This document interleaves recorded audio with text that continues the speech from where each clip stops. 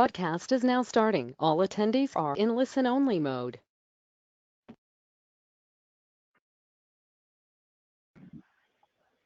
Okay, good morning, ladies and gentlemen, and welcome to our webinar in the fast lane with biomethane in transports. So this is a nice result from collaboration with our colleagues from EBA here in Brussels. Today we would like to focus on what biomethane can provide to the transport sector looking to the decarbonization. As we know and we are convinced that it's time to try to put together the energy sector, the agricultural sector, the transport sector, together with the vehicle needs, the technologies, and really to create a positive history that has already started in reality, looking to our next challenge in the next decades. So we are very pleased to welcome you together with our colleagues from EBA. I would just go very quickly through the agenda and then leave the floor to Harmen Dekker, Director of EBA. So we will start with introduction from Harmen himself, and then we will have three distinguished speakers covering respectively the sector of the production of biomethane, distribution of biomethane, and utilization of biomethane in the logistics sector. And then we will try to drive some conclusion around biomethane in transport. So once again, welcome on behalf of NGVA Europe, and I'm pleased to leave the floor to Harmen Dekker. Please, Harmen. Well, good morning to you all. I am really pleased as well. So thank you for the introduction, Andrea. I'm really pleased to be able to work together with the NGVA to actually produce the second leaflet on the green mobility and what we can do together to decarbonize the transport. So let me see if I can share my screen. If everything goes right, I think you will see my screen now in full.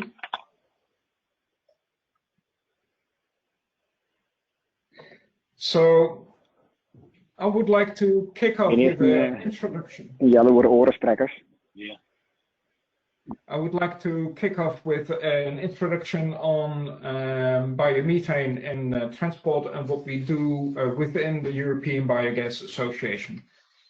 But let me just first quickly show you what we stand for. The European Biogas Association is representing 28 countries within Europe. And this is representing, again, directly and indirectly, around about 7,000 stakeholders within Europe. We're really sizable and good and sustainable industry within Europe. Within that, we are, of course, producing statistical data and market reports, but also, and more importantly, we continue to do research to see how we further can strengthen the agroecology by embedding the biogas sector within our society. So we are really, I would say, really driven by making sure that we can help Europe in the green transition we're in right now, and of course, especially with regard to the transport. Just to have a quick overview on the size of our industry. We have been around already for quite some time. And till now, we have roundabout, say, roughly 18,000 biogas facilities throughout Europe. How did that come about? Many years ago, say 25 years ago, we already started with this sector and producing green electricity. Actually, our industry enabled the production of green electricity within Europe. And that has been moving up quite quickly over the past years. But we are also happy that we see that the production of green electricity has been taken over now by wind and solar, so we can focus on something different. Because we are a versatile sector and we can produce not only electricity or green heat, but we can also produce from biogas natural gas, bio-natural gas, or biogenic natural gas. So in the slide here, you can see that over the years till 2018, we have increased our production facilities of biomethane. For you to know, and good to know, is that our current producing electricity and heat producing facilities can actually transform also to biomethane facilities. And what you see in the past few years, this is going to be going faster and faster. In the last 2 years, and we mapped this out in the last 2 years, an increase of 51% of our biomethane facilities has happened. And the reason is that within Europe, we need to decarbonize our gas grid. So for that, there is a lot of interest to have the biomethane or the biogas sector facilitate this. So within this, we can produce a lot of biogas and biomethane even more in future. Currently 18 countries producing biomethane, but most of them are still in countries like in Germany, the UK, especially France, which is growing, Denmark and the Netherlands. But there are many other countries which can and possess a lot of potential. So if we look at the total potential of biomethane, then we can see we have a lot to offer, not only to the transport sector within Europe, but also to other sectors. So if we look at the total natural gas consumption, which is now, we see that that will decline over future. We made within the Gas for Climate Consortium a overview on the potential of both biomethane and hydrogen to offset the fossil natural gas in future. And we see that in 2030, we can already produce round about 35 billion cubic meters, round about 350 terawatt hours of biomethane. In 2050, we can even further increase that, and we can go to 95 billion cubic meters, or 1,200 terawatt hours. This is giving a huge chance for Europe to decarbonize the gas grid, decarbonize transport, and at the same time, we can also help the agriculture to shift more to an agroecology approach. For that, I will present a little bit later in the next slide. But if we are going to increase biomethane, we actually are going to use a part of the existing natural gas network. And why is that important? If we are going to do that, we don't have to put in a complete new infrastructure. We can use the infrastructure which is there, saving per annum and 19 billion euros per year. Also, in total, if we do that together with biomethane and hydrogen, offsetting in 2050, we save an extra cost of 14 billion because of lower energy costs. So there is a lot of advantage, or there are a lot of advantages to promote biomethane and hydrogen to make sure that we have a sustainable future and we can decarbonize the several sectors. If we look to transport, and we look in particular to biomethane, biomethane has a very good life cycle analysis. So in the total picture of both production as well as the recycling part, our industry has a big role to play within the alternative fuels. So I promised to get back to how we're going to do this, because we are now not producing as much as we can. So where do we get this from? So we looked within Europe for the several feedstocks we could use. to produce biomethane. Of course, we are already producing, with these 18,000 plants, we are already producing 16 billion cubic meters. Beside that, we're producing 2.2 billion cubic meters on biomethane. So we have in total already a potential of 18, but we can go even higher than that. And of course, naturally, we can use manure, but there are also food waste and sequential cropping we can use. And this last part is important as well. Sequential cropping means that there is a main crop for producing food, which we need within Europe. But especially in the warmer countries in Europe, you can also produce a second crop after that, a second crop which you can use for bioenergy. But we need to make sure that we do this in a sustainable way. So this sequential cropping is done to promote agroecology, to make sure that we can recover the soil within Europe, because we have a problem in nutrients with the soil. But also, if we do that in that way, we minimize the use of chemical fertilizers. And in that, we are also making sure that we also are reducing the greenhouse gases even further, because we use natural fertilizers. So, if we look in the transport sector, it is important to realize that the transport sector is around about 1/3 of the total greenhouse gas emissions within Europe. And also important to realize that this is the only sector since 2014 which has not been able to reduce the greenhouse gases. Actually, it increased over time, despite the good efforts to also electrify some of the transport. So what our industry can offer, together with the CNG vehicles which are already there, is that we can decarbonize the transport. So just to give you a few numbers, we can produce this 35 billion cubic meters of biomethane, which is 230 terawatt hours. Of that, 117 terawatt hours can be used within the transport by 2030, which represent 40% of the total CNG consumption, and we can reduce 55% the greenhouse gas emissions from the transport.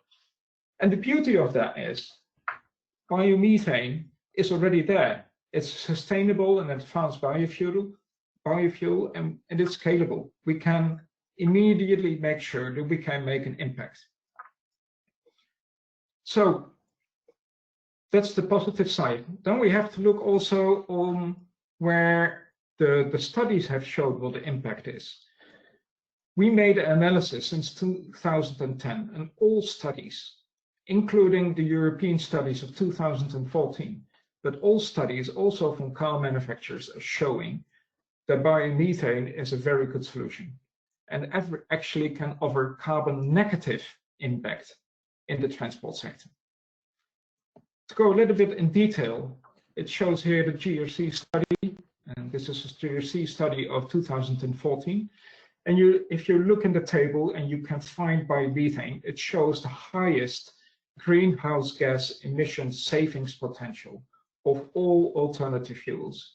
And this has not changed over the years.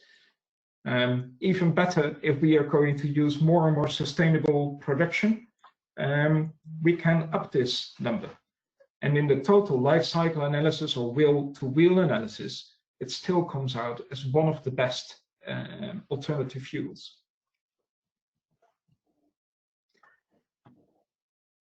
What I would like to show you here is the example of Sweden. Sweden recognized that biomethane could play an important role within the transport sector. So what they did was they actually promoted fossil natural gas, the natural gas vehicles, to take a share within the transport. Because the reasoning behind it is that if they could increase then immediately also the biomethane, they could actually decarbonize the transport. And look at the numbers, what they have achieved. 94% of biomethane is now the share within the transport sector of the natural gas vehicles, which actually makes that the transport sector of natural gas vehicles has a carbon negative overall emission instead of a positive. This is how we can actually help to decarbonize transport. Following the example of Sweden, what could this impact, or could this have for an impact for the car manufacturers within Europe? The car manufacturers in Europe actually have on the shelf the CNG vehicles already. They're producing it right now. And the beauty of that as well is that we can produce this fully within Europe. So we do not have to import batteries. We do not have to mine the minerals which are necessary to do so. We can all do it already. The CNG engine has a lower greenhouse gas footprint than any other engine, which means that if you use that then together with biomethane, you can make sure that the total carbon footprint is good as well. So this is why we can use the existing production lines, and we can scale up already with the biogas potential we have within Europe and make sure that the transport sector is going to decarbonize. So to conclude, biomethane is really embedded within the society. We are in agricultural sector, but we are also in the municipal waste sector. We're also in the wastewater treatment sector. Biogas can be used in many different ways, and we are part of the society. It's a solution for organic waste, and it will strengthen also the agroecology part, because we can use, say, the sequential cropping and other agricultural residues and increase the biodiversity which is needed within Europe. We increase the nutrient recycling. And with that, we can strengthen also the rural economic development, giving green jobs, and this will allow for a very versatile sector, I would say, within Europe. You can read about this, about biomethane as transport fuel. And I would encourage you to do so, to read our last position paper with regard to that. But to fully conclude, green gas is there and it's part of the Green Deal. And we really can make an impact, and we can make a positive impact. And we must make sure that all the regulations which are there in Europe is recognizing this and helping that all alternative fuels like biomethane can play an important role.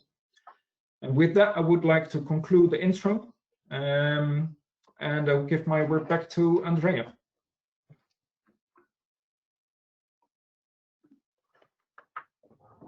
Thank you very much, Harmen. And I would, so I see that we have already some question on the chat.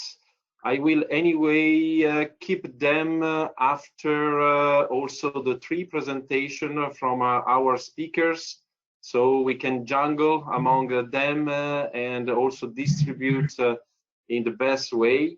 I see already some nice question anyway, and thank you very much also for the answer to this webinar. I see that there is so many people online, so I would quickly give the floor to Schaap for his presentation. So the floor is yours. Thank you. From AGRADU. So interesting to understand a little bit state of the art and the best practice around the production of biomethane. Please, floor is yours. Thank you. I'm looking to share my my screen. Do you see my screen right now?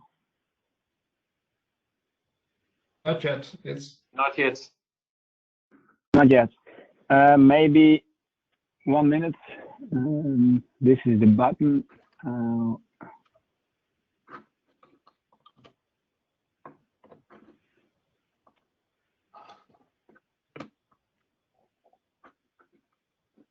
Okay, I have to close the app to share my screen for the first time. So maybe you can share my presentation, Harmen. Yes, I can. Let me do that.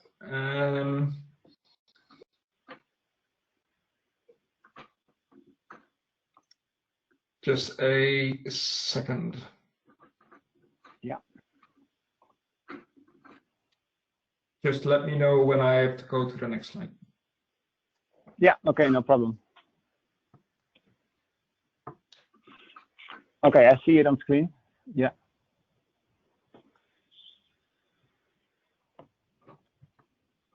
Okay. There it is. Okay, well, thank you. My name is Schaap. I'm a formal dairy farmer, busy on the biogas market since 2007. First, I would like to tell something about my company and what we do. And secondly, I would tell something about our green gas production and the way we do it with the CNG system. First, as I said, I started as a dairy farmer in 2011 or in 2007. In 2011, we were the first agricultural farm in the Netherlands which started to produce green gas.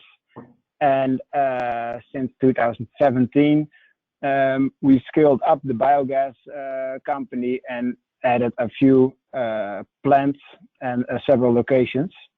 So maybe you can show the next slide, Harmen. We have about 3 plants of our own, all 3 with green gas, biomethane, and we manage 3 plants from third parties.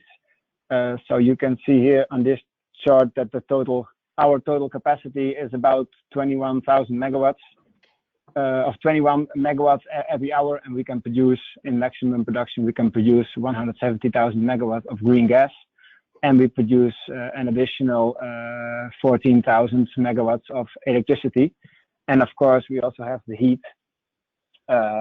which comes with the electricity and the green CO2. And next slide, Harmen. Yeah, this is we have had quite a big growth. We produce about since 2017 it was quite flat. The new plants were we were busy building and rebuilding the new plants, renovating the new plants in 2018. So after 2018, you will see the production rise. And also directly in 2 ways. With the first way is the subsidized certificates, subsidized production, and the second way is the unsubsidized production, which is the CNG route made possible by the HBEs. So in this chart you will see 2019 and 2020. Where the unsubsidized production is more than the subsidized production. And of course, 2021 is an estimate. We think we are going to achieve that, but it's no guarantee. Next slide. Why do we do it? Why do we produce biomethane, not only with a very solid, stable subsidy, but also without subsidy? Well, the subsidies are quite good in the Netherlands, so it's not too bad. They have a long time. So if you apply for a subsidy and you get it, we as a biogas plant have the subsidy for 10 or 15 years. So that's long enough. However, a subsidy involves many obligations, such as the obligation to build a completely new plant. And it's also not possible, if you once got a subsidy, it's not possible have the way to increase the production or to grow your business or to raise the production within the subsidy. So that's not, if you want to grow or if you want to expand, you come. The rules of the subsidy come, the obligations, like you have to build a new production installation, they come on the side. So if you want to grow or you want to expand your business, you have to apply for a new subsidy with all the obligations involved. and as the last year, the total yield is getting lower because of the gas grid prices fall below a subsidy base. So the Dutch subsidies are at a point like 74 euro cents, and the gas grid price is maximated to 20 cents, but the real grid price is about 14 cents, maybe next year 12. So that's the problem we have because of the market prices of the gas. And the HBEs are getting higher, and that is the reason why the total yield in 2019 was almost the same as the subsidized production, and in 2020, when you click at the right moment, so there were, of course, it's a daily price. It's a daily price, so it's not really a solid state. But in 2020, we achieved a higher yield per cube of green gas with the unsubsidized system. Yeah, this is the price chart. You'll see the SDE subsidy quite stable. This SDE subsidy-based price is a total of the grid price, the certificate price, and the subsidy. So that's about 80 cents per cube green gas. The unsubsidized production, that's only the unsubsidized certificates and the grid price. So you'll see in 2020 it was a little bit higher. Next slide. What are the points of attention when you produce biomethane at the for the transport sector, when you deliver it to CNG gas?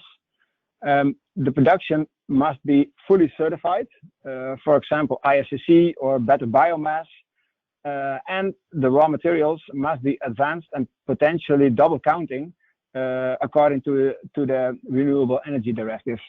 So maybe I think about 60%, for 55 to 65% of the available biomass products in the Netherlands, they can be used for the unsubsidized certificate production. And also important is that you need a monthly double counting statement. So you have monthly audits by an external audit organization. So what's the biggest challenge, in my opinion, that is we have potentially a lot of biomass available in Europe, but does it fit in all frameworks? Does it can it be fully certified? Is producing biomethane the best solution for the waste? And is it advanced? Can it be double counted? Well, does it fit? Can we make HBEs of that? That's a big challenge.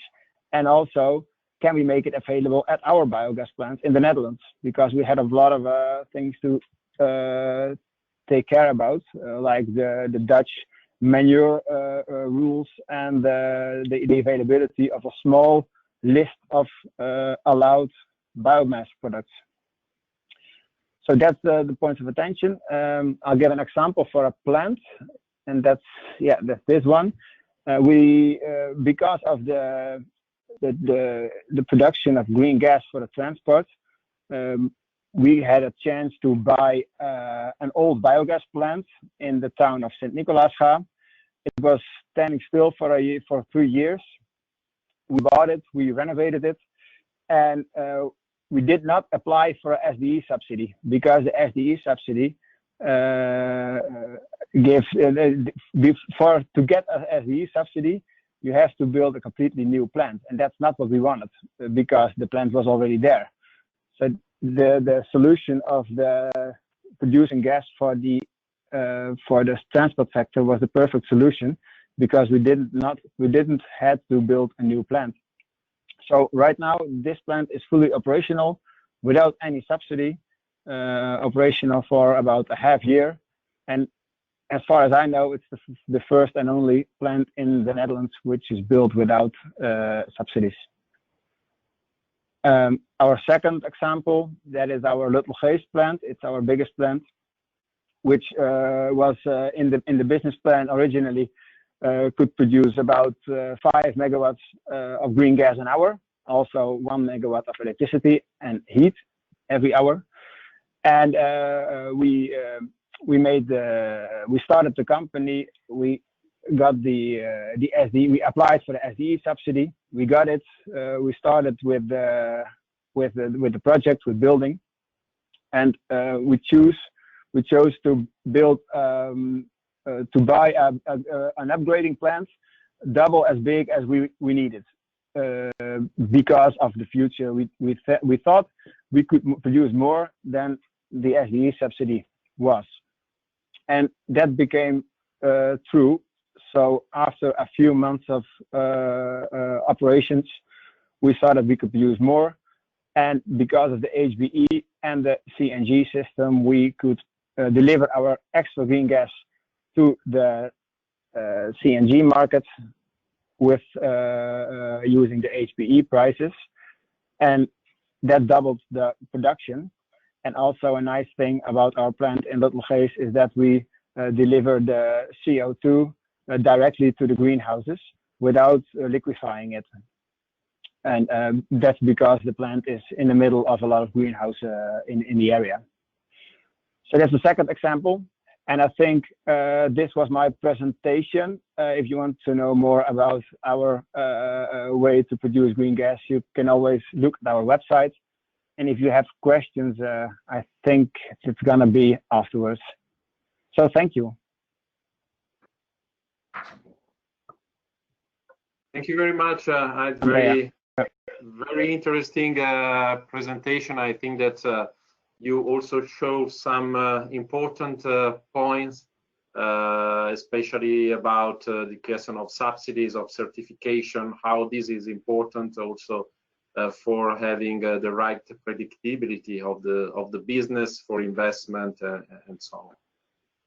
So I would now move to the second presentation, and I'm pleased to introduce Jean-Marie Gauthier from GRDF. Jean-Marie has quite a long experience in the energy sector, started also in Brazil, where also he was involved in first biogas and biomethane plant, and today he is head of European affairs for GRDF. So please, thank you, Jean-Marie, and the floor is yours. Thank you, Harmen. First of all, can you hear me well? And can you see my screen? Okay, great. This way. So thank you to EBA and NGVA for the kind invitation to present the situation for biomethane in transport, especially in France. It's a pleasure to talk about biomethane and bio-NGV. We consider it two promising and very relevant contributors to the decarbonization of the economy. So GRDF is a gas distribution system operator in France. It's the main operator in Europe for distribution. And what I wanted to say here, it's mainly that we are very committed to decarbonize our activity and to be an enabler of renewable gas development in France. So in France, there is a very good move for biomethane. As you can see in this slide, there is today 145 biomethane sites injecting on the grid, on the distribution and transmission grids in France. It's more or less multiplied by 2 in 18 months, let's say. And today we have a good rhythm as we connect more or less one new biomethane plant per week. So let's say the industry is rather mature. The grid operator are very used, let's say, to study the project and to connect them to our grid. I think here we can see interesting figures on the right side in the two bubble. It's from the first one, the multi-annual energy planning scheme of the French government, showing that in France we have a target of production of renewable gas and biomethane, and we talk about 14 to 22 terawatt per hour in 2028, and we consider is fully achievable, as in our capacity register we have more than 1,000 projects today, which represent a production of 24 terawatt hour per year. This capacity register is a tool of the grid operators to organize the connection and of the project.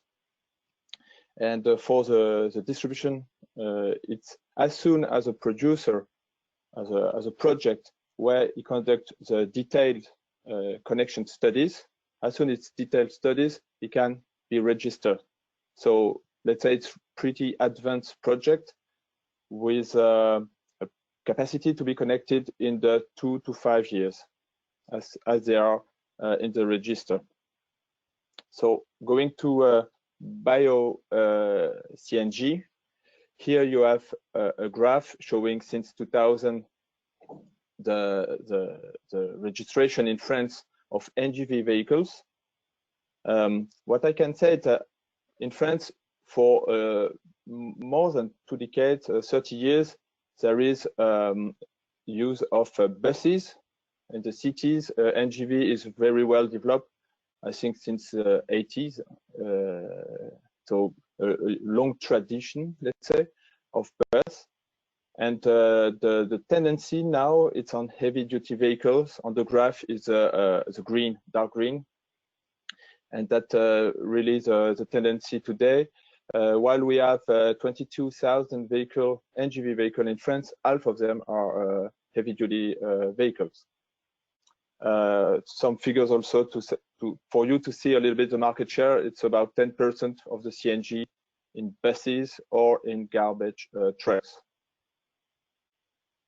What's important to accompany this development is the development of stations, refueling stations. In the beginning, it was more private stations in France related to captive fleets, and more those stations are made public, and most of them there is a minimum of let's say some captive fleets to allow the investment, but then the station is open to the public. We have today more than 150 stations, but also there is a interesting tendency of development. I was told that in the last 10 days we had 5 new public stations put into operation in France. So there is still some ambitions for the end of the year, 250 stations. We will see in the context of the recovery also if we achieve this. And as I was talking about CNG in general, the tendency also is to have more and more biomethane in the mobility.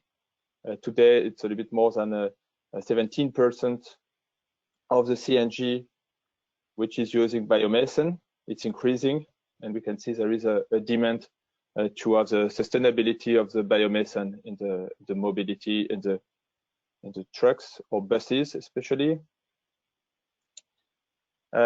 As you might know, a gas distribution operator offer a service of bringing the gas from the producer, from a supplier to a client. We are not owner of the gas. We are just offering a service. And what we want also is to be a facilitator.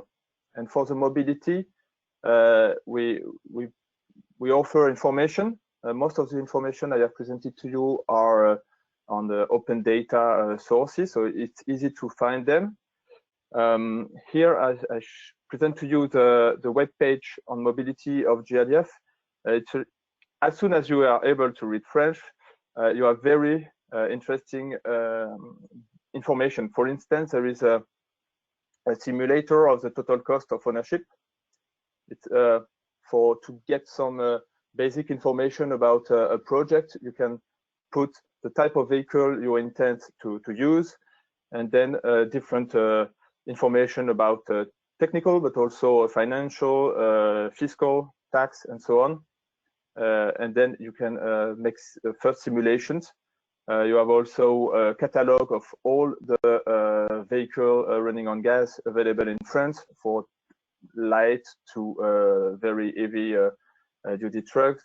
All kind of information from all the suppliers. You can have some interesting information. Also, if you want to make a station, you have also basic data about the design and the related cost of investment and operation for such design. And then also very interesting list of contacts. If you have a project in France, here some contacts from all the value chain to build your project, let's say. Then I would like to go to 2 slides of some element of conclusion to share with you. Today, we have the ambition of the Green Deal. All together, we want to reach climate neutrality in 2050. Today, the mobility in Europe, it's a diesel and gasoline-based mobility. It was said with emission increasing, while all the rest of the economy is taking care of reducing its emission. In mobility, we have still more than 90%, 95% of vehicles running on diesel and gasoline.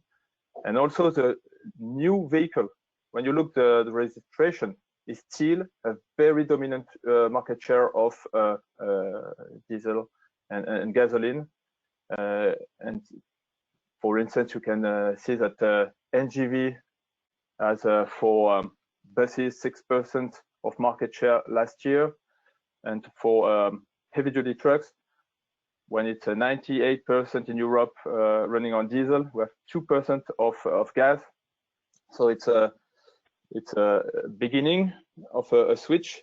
We believe on it because also in France, the multi-annual energy planning of the government indicates some ambitions to increase the market share of natural gas vehicle and bio-NGV in the next 10 years. And the intention is to reach 20%, 21% market share by 2028. So today what we can see is that bio-NGV it's available. If you look at the catalog, you're really an offer of vehicle. It's affordable. If you use some basic calculators, you can see that it makes sense. It's in competition with the diesel. The tricky point, as it was said already, it's the fueling station. That's why we accompany the development of such public stations. But gas mobility is really needed to exit oil and to reach the ambition of the Green Deal for mobility. There is not so many technology to contribute to it, and the NGV is already, as it was said, existing. It's also a European supply chains. So in the framework of the recovery plan, GRDF has made 9 proposals to the French government recently, and 2 of them are about mobility and also to encourage, as I said, a switch from diesel to gas for the people using the vehicles, but also to develop stations. I would say what is our, from our experience in France, we see that to have a clear political commitment is really useful. It gives visibility to all the industry. In France, we have a target, as I said, in production of biomethane and renewable gas. It's 10% in 2030. I think I have shown that we are on the way to do it. But at the European level, there is different situation according to the country, different trends, and we would consider that also such targets for at the European level could give a good trajectory for the gas industry in general to accompany the decarbonization. About bio-NGV, more especially, it was said by EBA, by Harmen previously, it's the impact on the climate is neutral as soon as you consider it's a bio CO2, it's biogenic CO2. So it's a cycle of the CO2 from the plant to the energy and back to the plant. That's why the condition of production of biomethane are very important to ensure the sustainability of the system. And what we see is that in Europe for the transport sector, we really ask for technology neutrality. The challenge is huge to switch from diesel, and in the different regulation, for example, the Clean Vehicle Directive or the ongoing work on the taxonomy and sustainable finance, we would consider as legitimate that gas mobility is well considered as the construction of vehicle, for instance, the one used with natural gas can be used by biomethane. It's really an enabler of renewable gas consumption in the mobility. And to do it, we should complete the tailpipe emission approach, but a broader one to realize that the CO2 produced by biomethane is a very low carbon.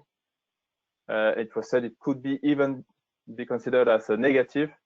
So we expect more work on that and to have a clear guidance as well on the directive on the infrastructure.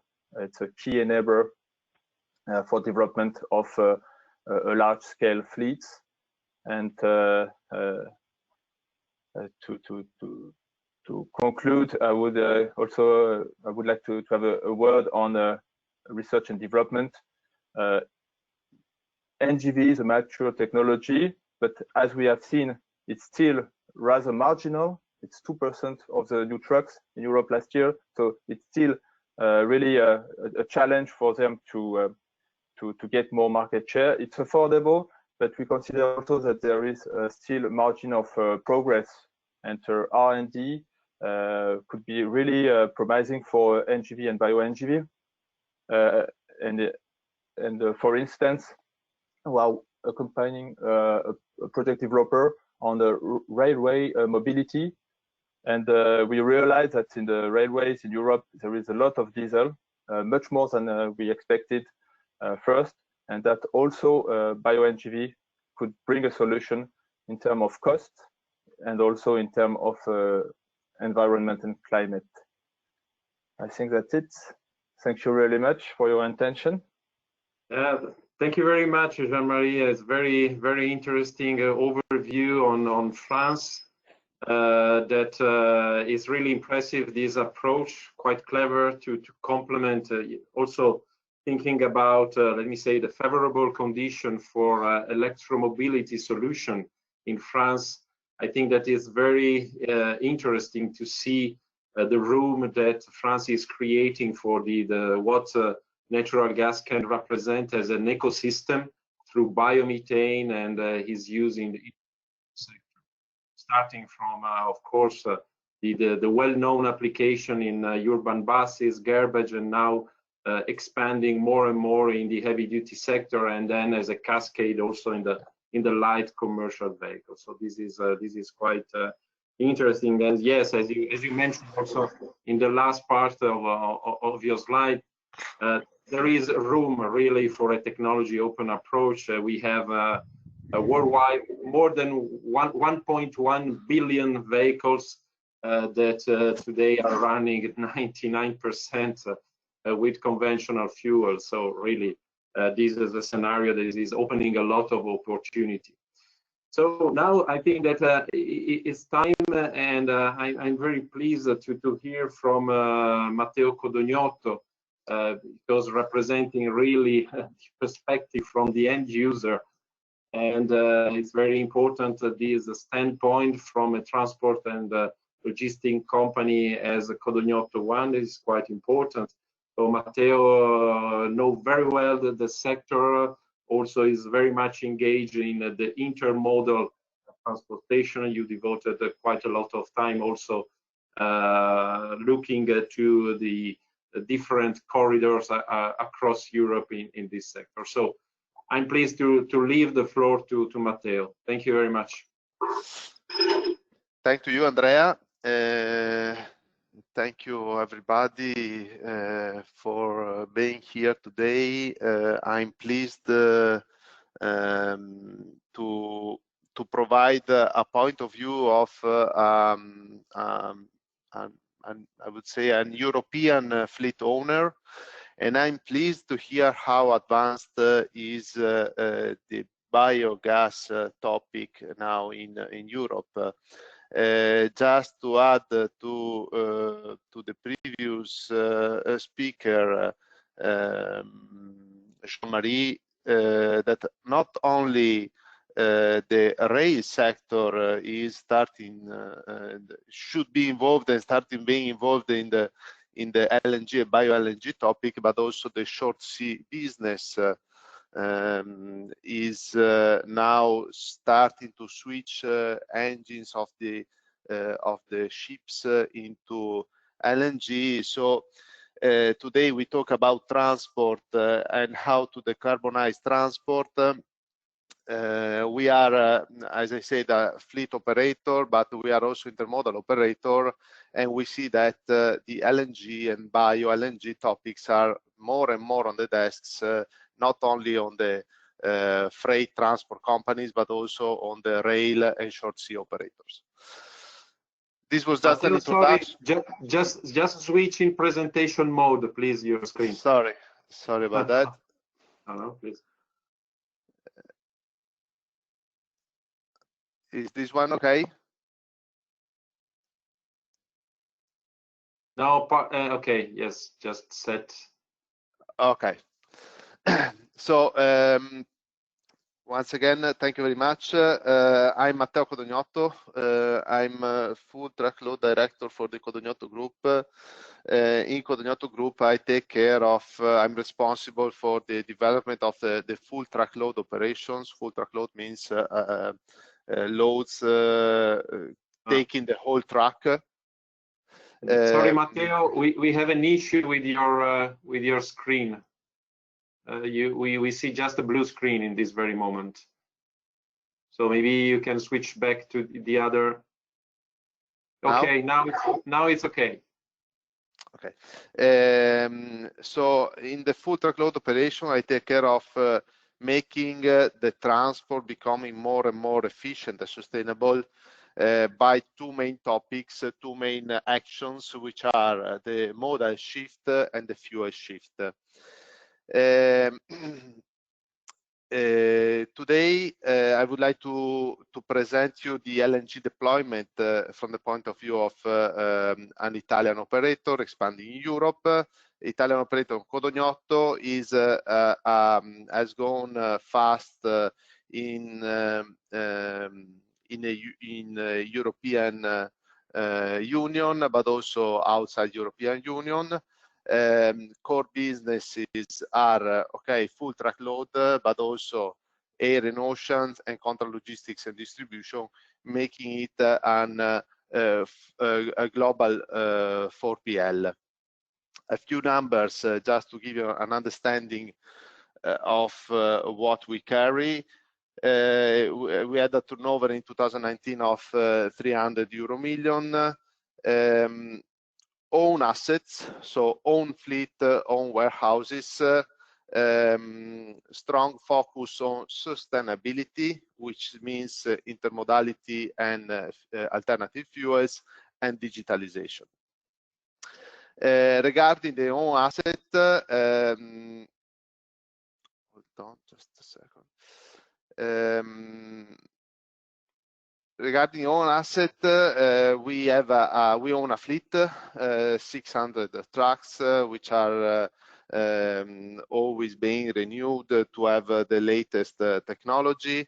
There's a process in the company of continuous improvement for getting more sustainable, so reducing the consumption, we reduce the emissions, and we also acquire an advantage of reducing the costs. Consider that when we were saying that the diesel is still a very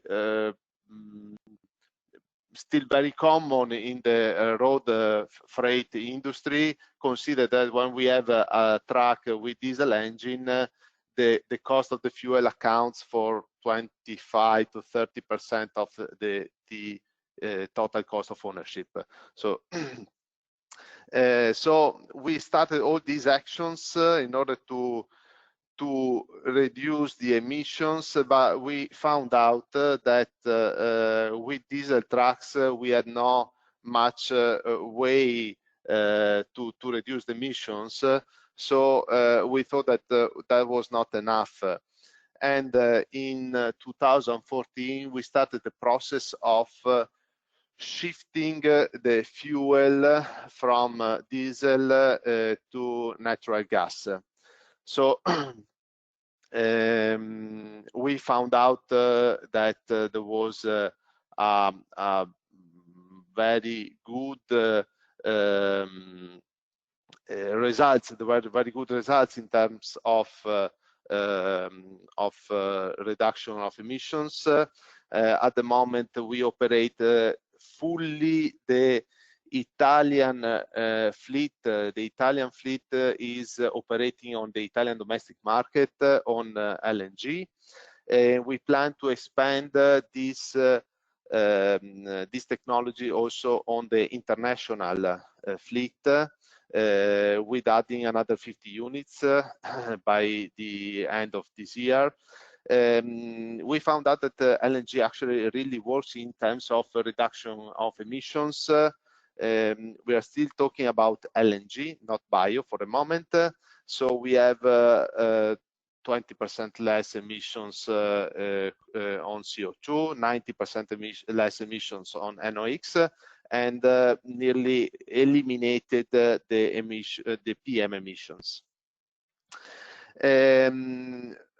This shift has not been easy at all. So we had to go through different topics throughout the years in order to arrive at today's status.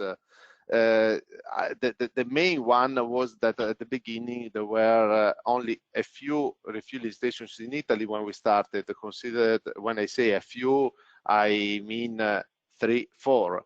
So this means that obviously it was very difficult to organize the transports, considering that we had to plan the trucks to go through these stations. At the moment, the situation, as we have seen in France, that the network has grown and is quite capillary. At the moment, the same situation is in Italy. So currently, we can say that the problem doesn't exist anymore. We had to face the problem of the technology, basically. So the first generation of trucks, we started really at the beginning. Trucks were 330 horsepower and 700 kilometers range with one full tank of fuel. So obviously this means, as I said, planning the trucks for certain jobs. So for example, not to go on the mountains to deliver because the truck would not have enough power, or to plan the truck on a trip to be as close as possible, to not to deviate too much on the original trip to access the refueling stations. Nowadays, the trucks are as power as the diesel trucks. the range they can drive is 1,500 kilometers. So we can plan them as I would say a normal trucks, and actually our drivers are very happy to drive them. Another impact is that usually I do not hear when I discuss and I confront myself with other people on this business is that the knowledge of the market. So consider that obviously with diesel trucks we have an understanding of what is the residual value after 3, 4, 5, 6, 7, 10 years. So we know that I buy the truck today, and in 5 years I can estimate quite with a quite good precision what will be the residual value. Obviously, with this new technology, this was not possible, or the only possibility was to allocate a residual value, to predict a residual value which was quite close to zero, let's say. And also the fact that the policies supporting the LNG deployment in Europe were not known since the beginning. As an example, Germany introduced the toll-free policy for this kind of trucks only a couple of years ago. The first version was for 2 years, now being extended for another 2 or 3 years. So having known before these kind of policies would have allowed us to take different decisions in purchasing strategy, because obviously knowing that for 2 years or for 5 years I have a toll-free in on German tolls, obviously would make me take different decisions. What is the future? The future we see the future where, especially on the long distance transports, there will be a combination of intermodal transport and LNG on the first and last mile. We see that the whole fleet, as I said, now for the moment is only the Italian fleet being supplied by LNG, will be also we have a fleet registered in France, in UK, in Slovenia, in Poland. The whole fleet will be powered by LNG, and of course the target of the LNG is to shift into bio LNG. Why bio LNG? Because we have a target of being providing transports which are carbon free, and to be carbon free we need to also get free from for any fossil fuel, so to shift it to bio. We are one of the first companies in Italy to have signed an agreement for the supply of bio LNG. So in Q4 2020 we will start to refill our trucks with bio LNG. It is something we really believed since the beginning of we started to see this new fuel coming up on the market for heavy duty vehicles. To be honest, we still see some barriers. Just as an example, we know already that we are going to pay more than let's say the normal LNG. So nowadays we know that we are going to pay more. We are let's say big enough to afford to pay an extra to this. We have customers which wanted this and are supporting us, but for sure there would be needed also support from the public authorities, as of course companies big companies like us can afford this, but then we need to consider that the majority of the market is populated by 1, 2, 3, up to 10, 20 trucks companies, which probably will have difficulties to afford this. Another topic for sure to be taken into consideration is the certification. Customers, but also ourselves, would like to certify the fact that we run on bio, and at the moment it's still not clear how to do it. So the supplier can say, okay, I can give you a written certification that you have purchased from us this quantity of bio LNG in this period, but it's still not clear. It's still not clear how I will be able, companies like us will be able to certify that they are driving on on bio LNG. This is my presentation. Thank you very much. If you have any question, you can address me, and you can reach me anytime via email. Thank you very much, Matteo. This was very, very interesting. You touch upon several aspects from the end user perspective, starting also from an interesting approach to try first to optimize let me say, the energy demand from your fleet, and then going to this fuel switch, so progressively addressing, of course, bio LNG.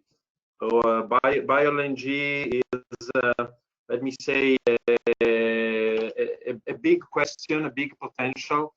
I see in the screen that we have quite a lot of questions that are addressing bio LNG in terms of availability, etc. So for sure, as you mentioned, the LNG is really something new that is growing very fast. Is a game changer in the heavy duty market since few years. As you mentioned, Matteo, in 2012, 2013 in Europe, we had just 20 stations. Today we are close to 300. So this is a progress that was quite fast. Of course, production of bio LNG is starting, has already started. Across Europe, we have very interesting example already of production of bio LNG that also with the direct physical delivery of bio LNG at the station. But maybe this, Harmen, could be, if you want, maybe you and I could reply maybe about how the sector is preparing with regard to the bio LNG production. There was also some question about, of course, potential of using bio LNG in the maritime sector. That is somehow our relative, where we see a lot of synergies when we look to bunkering solution, etc. So I will so with this open a little bit our Q&A session that I will close anyway 10 minutes before 11, because I have also some last slide to share with all the audience. Okay, so maybe I can kick off with regard to the bio LNG in transport, and maybe more particular also in the maritime sector. One of the questions was, do we account everything for the CNG fleet, or is there enough to also go for bio LNG? The answer is yes, there is enough, because if we look to 2030, we will produce around about 350 terawatt hours, and this 350 terawatt hours, only 117 we dedicated at this moment for the transport sector, and especially for CNG, leaving enough, almost the other 2/3, to produce biomethane for grid injection or bio LNG. If you look how bioenergy came about, it really started to be a little bit larger since 2015. And we see now a very quick increase in bioenergy production, and maybe it can say something about that later as well in the Netherlands. We see a total potential which is large for both the biomethane, the maritime sector, I have to say, but also for the transport sector. One of the big advantages for the transport sector is, of course, that LNG, and especially bioenergy, but it has a lower noise engine. And with a lower noise engine, 74 decibel, I believe, or decibel, how you say this in English, but you are also able to drive at night. So you have several advantages for the shipping industry. I just want to highlight more LNG ships are going to be made. The bunkering stations are expanding as we are speaking. And the bioenergy is a perfect drop-in fuel and can also be used for co-fueling, so together with a diesel engine. So we foresee that also bioenergy in shipping, and of course in the transport sector, heavy transport sector within Europe is a great start. But maybe you can have a few on the LNG and the bioenergy as well in the Netherlands. You have to unmute yourself, by the way. Is it okay like this? Yeah. Yeah. The green gas production is increasing quite fast in the Netherlands and also in whole Europe. We saw it on your charts, Harmen. And I think due to stable regulations, it will be possible to produce a lot more biomethane into bio-LNG in the near future. And the first projects in the Netherlands are starting in the next year, I think. So I think that there's enough of potential green gas available for a bio-LNG market. Okay, thank you very much. Maybe I'm looking a little bit to the list of the question from the audience. A question to Jean-Marie, and also connected somehow with this ramp up of bio-LNG is also among the certification and guarantees of origin. So maybe if you can elaborate a little bit what is the situation in France and how a system of certification can somehow support the development of the uptake of bio-CNG. And another question specific to France is, which are your prediction in terms of capacity to cover the transport sector in France with biomethane in this very moment? Yes, thank you for the question. To respond to the first one, to the certification, in France we have a registry of a guarantee of origin, and so each kilowatt hour of biomethane produced and injecting into the grid is registered, and then the information is shared to the supplier of this gas, and then the supplier, they can sell their gas accompanied with this guarantee of origin to prove that it corresponds, the consumed volume corresponds to a production, and they can valorize their offer through this green gas guarantee of origin. And as soon as the gas is consumed in the registry, also the volume is counted. So there is an equilibrium between what is injected, what is consumed, and the guarantee of origin is used. When we said that in the transport, 17% of the gas consumed is biomethane, it's coming from this guarantee of origin. So we can follow the use of biomethane in the transport through guarantee of origin. And if there is a capacity for biomethane to cover the needs of the transport, I would say Yes, but today it's still rather modest, the market share of gas in general. So for biomethane to cover the gas, I would say yes. Then to have a more ambition, it really depends on the people with project like Matteo to develop to switch their fleet. And if we can see some competition around the guarantee of origin, I think for the producer it would be a good sign, and also for the change in the support scheme. Today in France you can get a feed-in tariff according to the way you produce, and the intention is to one day not use any more subsidies for the producer, because the market will valorize also the product with all the positive aspects of it. So if there is a competition around guarantee of origin, we could just say it's a good thing, because it will also incentivize producer. And there is a huge potential in France from waste treatment or agriculture. So I would say yes. And there is some studies to Okay. Okay, thank you very much, Jean-Marie.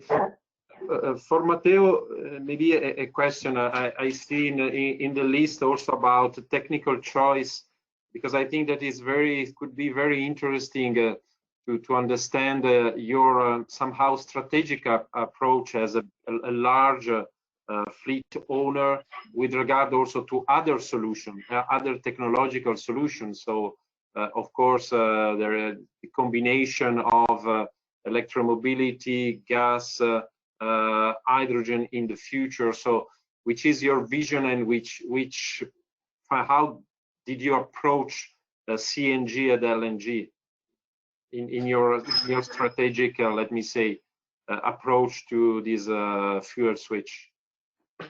Okay, we have been always considering, not considering, maybe exploring alternatives to the existing offer on the market. So when we were driving on diesel, we switched on biodiesel before LNG. As soon as LNG was available, we have been switching, testing first, and then switching to LNG. Now we know that bio-LNG is approaching. We signed a contract to be able to be supplied with bio. Of course, we know that on the market, rumors are saying 2023 electric will be the alternative, the third alternative. So let's say the diesel class, the LNG class, there will be the electric, which means both fuel cells and hydrogen. So we are looking very interested to these next developments. We have been testing already electric on yard management, I will call it like this. So we do some operations inside our yards or our customers' yards where we have tested the electric. So we are already exploring this alternative, even though at the moment the technology does not allow. I would say it allows only this kind of activity. Anyone give me the control to shoot? Okay. So we are really testing it, even though we see that the range is very limited, so it does not allow to drive on the streets. So until it is an operation inside the yard, can be used Otherwise, it's still not possible. Other than this, we think that this will be the alternative, as I said before. And in the US, we see great developments. We see that Iveco is partnering with Nikola, so we expect this to be to arrive in Europe soon, and at a stage which is already advanced to be possible to use this technology on the streets. Okay, thank you very much. I would we have received quite a lot of questions, so we will of course we will distribute the presentation. We will try also to come back to forward all these questions also to the speaker internally ourselves. So try to continue this discussion. So thank you very much to you. Thank you very much to the audience for the interest. I would just take now a few minutes from my side to share my screen with you, and I don't know if you see my screen. Okay, so just to recap a little bit, we spoke about how biomethane is progressing in the transport sector, and when we look to the average value that today biomethane represent over the total consumption of natural gas from the road transport sector, we see that yes, we are exactly in the average of France, so 17%, with some nice and very interesting numbers coming from the northern countries, as also Harmen has already shown, so mentioning Norway, Finland, Sweden, especially Denmark, so already using close to 100% biomethane for the transport. What is essential is the role of the infrastructure and the technologies that we developed over the last 2 decades for a natural gas vehicle that are ready to switch 100% to bio without any impact on the cost. So today we have already more or less 1/4 of the refueling infrastructure in Europe that is already equipped with a bio option. And yes, you see from the number today we are just consuming 0.4 billion cubic meter of biomethane. We have a nice perspective, of course, to grow to need in 2030 approximately 20 BCM to support a 40% share of biomethane for transport that are well inside the overall capacity for a sustainable production in Europe. So what does this means when we look to the decarbonization, and for instance, just starting from bio-LNG, here is just very quickly a relative behavior of a truck running with a diesel on a vehicle plus fuel emission perspective, so the so-called well-to-wheel. Then when we switch to LNG, we have already an interesting reduction tailpipe. According, this blue part represents the different technologies that we have on the markets, but we are still already between 10 and 20% reduction. And then if we look to this 17% as an average, we see that when we start accelerating, we reach approximately -35, and then yes, if we run 100% bio with also certain bio-LNG issued by liquid manure, we obtain an overall negative emission. So really an easy way to start the decarbonization process using technologies and infrastructure that we have. And I think that is also very important to remind that this success story about bio-LNG comes from this perfect comply to the needs of the logistic companies, so in terms of having a lower consumption, so supporting a positive total cost of ownership, and also contributing to air quality. Let's remind, also Matteo mentioned this, that particulate emission and NOx emission are reduced when we switch from conventional fuel to gaseous fuel like natural gas. So it's an important asset that we have. And when we go from just a simple well-to-wheel perspective to the so-called life cycle perspective, so we include in the automotive sector, here's the situation is for a C-segment vehicle, the emission also coming from the manufacturing side. So we compare what CNG and all the CNG option can deliver.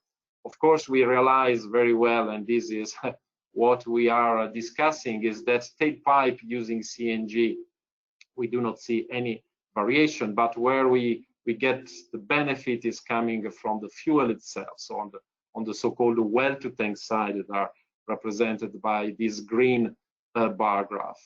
And these yellow dots represent the overall, the so-called cradle-to-grave emission.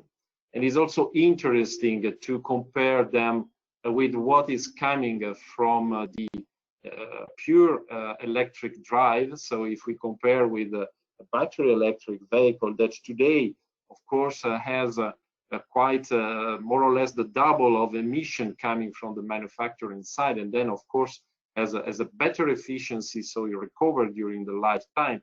But we see that situation and performance that are equivalent in 2030 are there. So here is not question, the message is not question to choose between white and black, between electricity and gas, but is to approach the system of transport in a clever way, using the best solution that we have, where we have resources to play with one or the other. So solutions are there to be added on the table, because today we are not anyway in a measure to wait.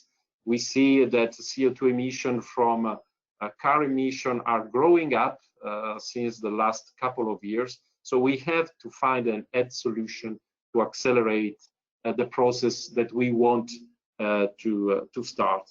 And also looking to the LCA is not even question to translate this complex science into a mandatory regulatory tool, but we have to anyway to have this in our background when we deal with the development of the legislative file anyway.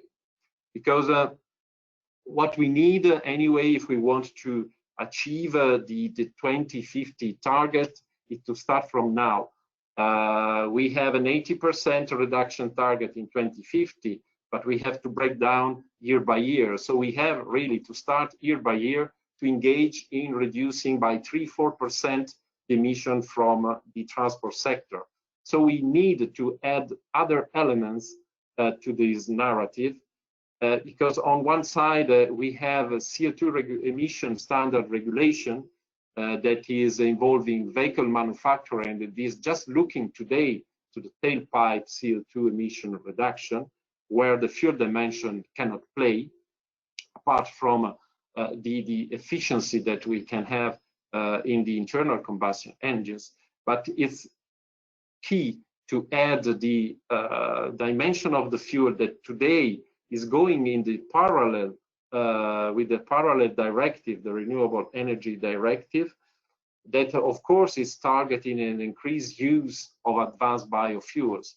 But what we need to ensure is that we create an interest and an engagement to continue and to link these two elements in order to make a further development of CNG and LNG technologies, further stimulate the production of sustainable biofuels, in order that we complement the other solution, and we speak of course about electromobility, about hydrogen in the future, with what we can use from now. So this is essential. Together with the EBA, we started 2018 to tell about the importance to have this circular economy approach, starting from waste biomass, linking with the agricultural sector, linking to the energy distribution and use of clean fuel in the transport sector. And today, we have released recently this new leaflet, specifically targeting 2030 and the contribution that biomethane can provide to the target of the European Green Deal. So proposing and looking to a feasible 40% biomethane ratio, supporting the development of the CNG and the LNG fleet, translating already in a 55% greenhouse gas reduction on a well-to-wheel perspective. So a very precious element and tool to add to the narrative. So on that slide, I would like to thank you, all of you, for having followed this discussion and webinar. I would give the floor back to Harmen also for some final words from your side. Thank you very much. Well, thank you, Andrea, and thank you all speakers who have been speaking at this webinar. I would like to thank also all listeners. We had a great audience of today of almost 200 people, which is very good. I would like to also summarize quickly, if it's probably not possible because we have said so much, but let me give a try. It's not black and white.